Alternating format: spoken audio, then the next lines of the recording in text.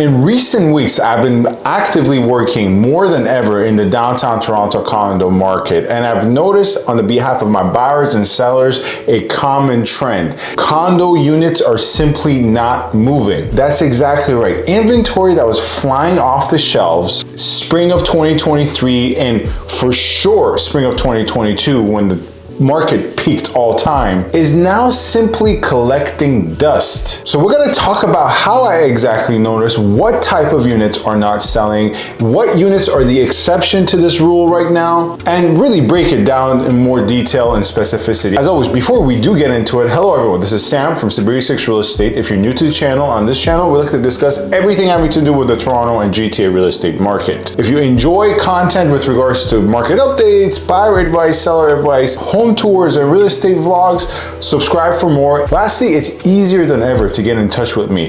You can simply just book an appointment with my link in the description box, and I'm excited to hear from you with any further inquiries. And yes, as always, contact information on the screen and in the description. Let me tell you off the bat, the condo market, GTA, Toronto, whatever region you want to look at, is nowhere near all-time highs, and it's not still at the level of peaks of 2023. Compared to the peaks of 2023 and the all-time peaks of 2022, the condo market is still much cooler and much more relaxed. Nonetheless, though, there is a tale of two worlds kind of happening, where the rest of the condo market, let's say for instance in North York, using that as an example, is bordering and ranging from moderate to very slightly seller-friendly markets. Same thing can be actually observed in some pockets in the east side of Toronto, while downtown Toronto condo remains barely moderate, if not very much so situated in a buyer-friendly market, which for me, if I'm working with buyers, is fantastic. There is a caveat though, which we will get to. Nonetheless, I'm noticing this divide grow and grow and grow. In fact, I noticed this all the way starting, I think a month ago, where I made a video talking about how North York is outpacing downtown with regards to the activity level and prices as well. So what am I exactly noticing that's happening in downtown? Well, inventory, units for sale that were either mediocre or not so good used to be flying off the shelves, right? In 2022, anything was selling. In March of 2022, which March of 2022 is the all-time peak for condos across the GTA and particularly Toronto. Well, that obviously applied to downtown. Anything would sell. You can take a very average, very mediocre, just cookie cutter boilerplate unit with no wow factor whatsoever in a very average to even poor building in downtown. And in March of 2022, it would probably get 3 offers after 4 days on market if it was priced for offer night. And that was really the frenzy. Well, right now in downtown, that same exact mediocre, middle of the shelf, middle tier quality unit is just collecting dust. And that is no exaggeration. When I'm taking buyers on showings, obviously every single day I'm checking what's coming and what's going, what's coming and what's going. And in downtown specifically, anytime I check by building, by street, by community, by price point, by property type, the same listings just keep popping up, the same ones over and over again, because they're simply not moving. And then when I see what's new on market, when I search based on days on market or contract date, you see the same exact ones because they've either terminated to relist or they price changed. So there's really this glut of inventory that's having a very hard time moving. But let's take a look at the numbers a little bit more specifically. Let's see right now, using the MLS system, at the time of recording of this video, how many units are available for sale in downtown, and then adjust the criteria a little bit more to drive home the point. First, let's start here, right? We go to condo available for sale. We select the city of Toronto. We select C1 and C8, which is really central downtown, right? And off the bat, we got 1,900 units available for sale, right? 1,950, which is a lot of active inventory, right? You know, big number for a concurrent figure in downtown. But to be a little bit more precise, let's just, like, for instance, eliminate condo townhouses, because obviously it's condo townhouses is a bit of a different property type, right? It's still a condo, don't get me wrong, but we want to be precise. And let's put the minimum list price at $120,000. Why are we doing this? Guess what? There are parking spots available for sale in downtown, and they're categorized under the condo metric. So as soon as we make these adjustments, we come to 1,850. So really 100 units were removed for sale. So this already is enough to show that there is really a lot of inventory that's not moving. But let's even, specify a bit more. Let's tweak the criteria a bit more. Let's look at listings that have been on market at a minimum of 60 days or more. Well, what do we see? We see 365. Once again, just for listings that have been on the market for 60 days or more, 365 is a decent, healthy amount. That's 2 full months on market with no action. Maybe some of them have received offers, they've turned them down. That's clearly a possibility, and it does happen. But more likely than not, it's just a failure to sell, whether they're overpriced or they're not quality or the demand isn't out there, or a combination of all the things I just listed. When we increase this figure to 90 days or more, we see that there's 149 units that are on market. And once again, this doesn't account for all the listings that have terminated and come back on market, because oftentimes within the 3rd month, a lot of listings do end up doing that. And let's just take a look at how many units sold, right? Because that's also another key metric. How many solds have we had in downtown? And once again, when we search based purely on Toronto,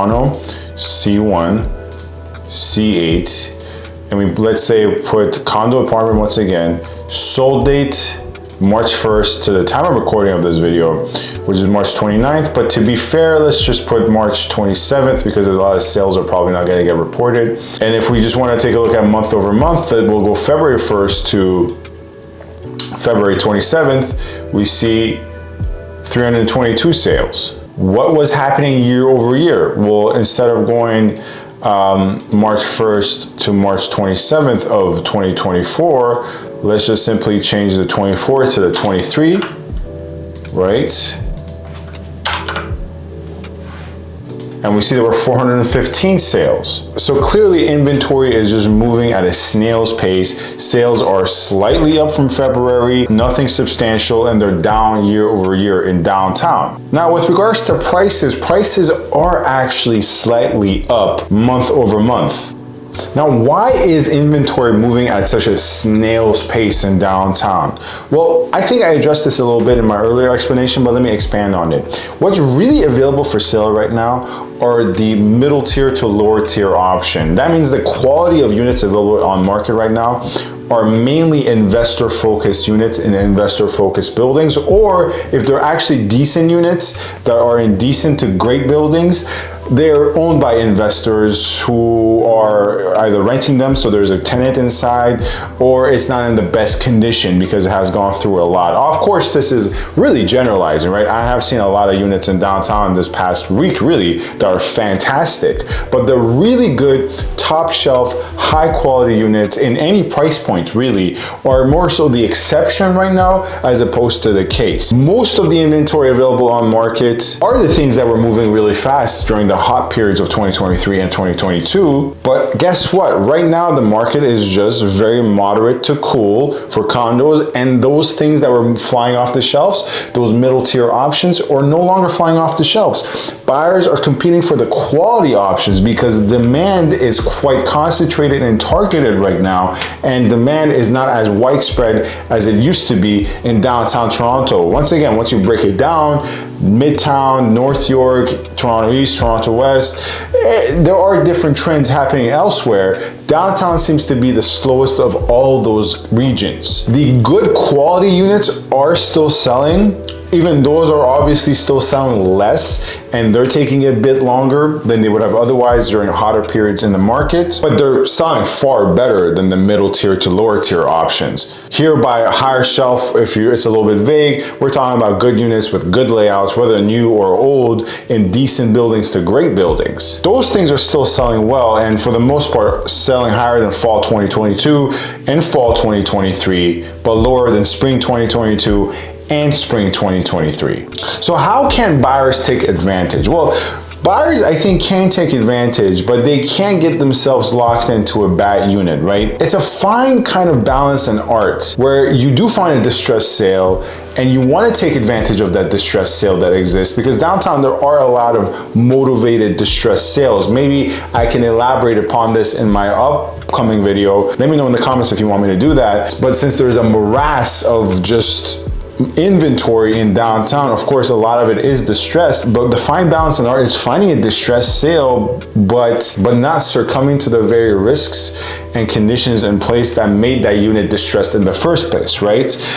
So finding a distressed sale where you have vision for it, you can remedy the reason it's distressed in the first place and take advantage of the lower sale price, but obviously sell it for higher during a better time in market. You would want to avoid the distressed sales that are evident as to why they're distressed. Either they're like smack facing another building, or it's an awful building, or the unit has a very problematic squatter of a tenant. It's really difficult to take advantage of those opportunities. So there are those gems in the marketplace that are either from motivated sellers because they're having some issues right now, or haven't sold for a long time, so the seller has become more flexible. There are those great opportunities, and that's why I'm out there with my investor clients. With end user clients, it's a bit of a different story. End user clients are not trying to maximize the lowest price and get the best thing at the best time. It's more so what you like, what you dislike, what your lifestyle is, more so qualitative qualities as opposed to quantitative.